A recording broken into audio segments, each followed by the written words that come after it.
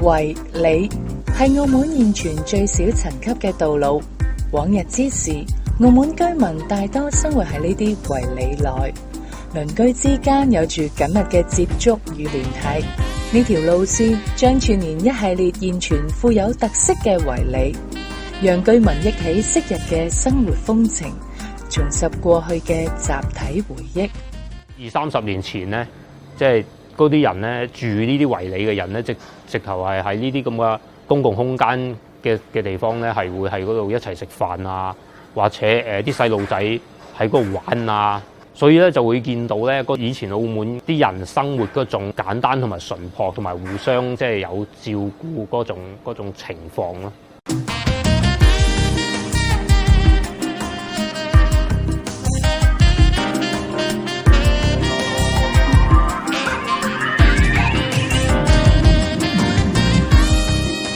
個6個圍由6間屋組成。佢自己咧係6個屋，就等於係一個群體咁樣啦，有少少似4合院咁樣啦。而且佢嗰個建築批格係比較高少少嘅。青磚屋咧，嗰個屋檐咧，其實係畫咗一啲彩繪啦，有啲字畫啦，同埋亦有一啲灰雕啊等等。呢啲咧同埋佢用嘅磚，即係嗰個材料都係比較講究嘅。所以睇到咧，6個圍原本嚟講應該係一啲都算係富裕嘅一啲人係聚居喺嗰度嘅咯。後嚟咧，其實澳門好多呢啲咁嘅屋咧，尤其會分租咗出去咯。咁其中有一個建築物係有一個俄羅斯嘅畫家啦，史密羅夫啦，曾經佢全家由香港嗰邊逃難過到嚟澳門，就係喺嗰度居住啦，同埋生活咯。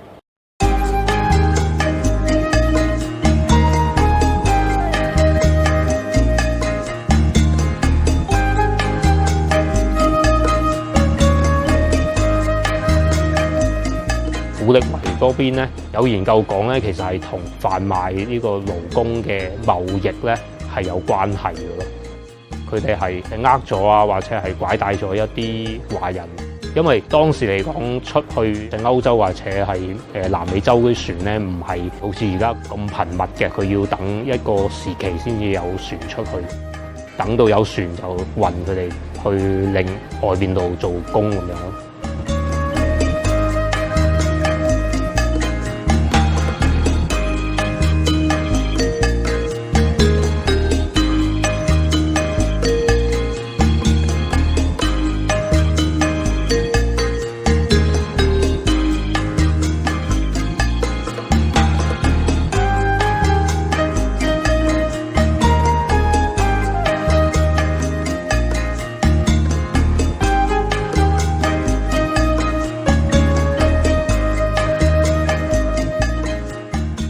呢個永福圍咧，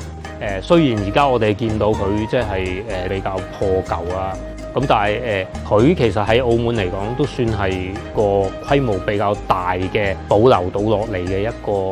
圍嚟㗎。佢個特別之處咧，其實佢係依住一個山坡咁樣起啦嘅呢個3層樓呢啲屋咧，呢啲屋咧係一啲比較富裕嘅建築物嚟㗎。即係下邊嗰一笪咧，就係嘅中等嘅人啦，因為都睇到佢有一啲裝飾啊。雖然而家咧剩得嘅比較保存得完整嘅圍里唔係剩翻好多，但係從呢啲建築嘅角度嚟講咧，佢係反映翻澳門曾經華人嘅一種生活模式咯。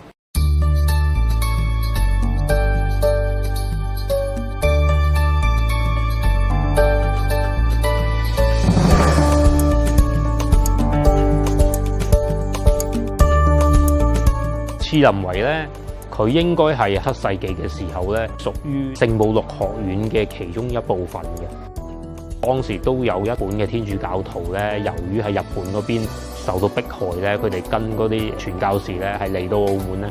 據講佢哋都係喺嗰個地方嗰度住嘅咯，同埋亦係有啲人係參與咗牌坊嗰個教堂嗰個興建。士林圍即係佢個歷史其實